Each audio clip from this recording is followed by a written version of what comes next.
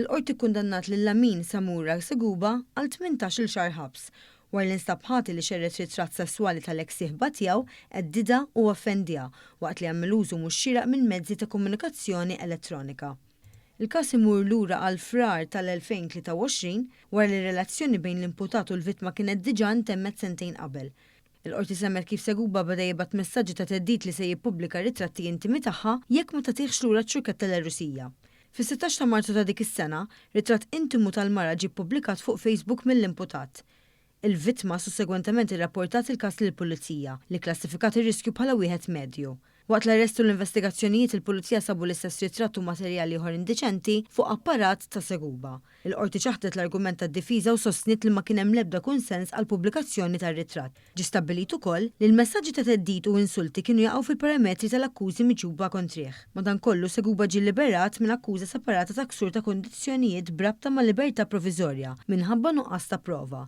Minħabba sentenza ta' ħabs, il-qorti imponiet multa ta' 500 euro u ordni ta' restrizzjoni ta' 3 snin favur il-vittma u wissi dwar konsekwenzi severi f'każ ta' ksur. Seguba ġie ordnat ukoll ħallas l-ispejjeż tal-esperti nominati mill-qorti. Żjara ta' rutina fil-ħabs ta' Kordin lejn l-aħħar tas-sena l-oħra eskalat f'investigazzjoni interna wara li s-sieħba tal-priġunier Erintanti daħlet testa tqala magħha. Dan il-fatt qajjem tħassib serju dwar il-ksur ta' protokolli ta' sigurtà u l-possibilità ta' proċeduri mediċi mhux awtorizzati. Il-qorti semmet kif minħabba li Tanti qed jiskonta sentenza imposta fl-2019 ta' 20 sena u 6 xhur priġunerija, din is-sejba qajmet minnu fih dubji serji dwar kif setet seħħet titqala. Tanti Gallo l-fundatur tal-Isptar St. James Josie Muscat jinsabu mixlija bl-użu ta' trasferiment jew fertilizzazzjoni ta' ċelluli ġerminali umani mingħajr awtorizzazzjoni f'Novembru tal-2024. Il-Chief Operations Officer tal-ħabs Etienne Scicluna xed li l-investigazzjoni inizjalment iffukat fuq il-possibilità li kien hemm kuntatt sesswali waqt perjodi ta' lif mill-ħabs.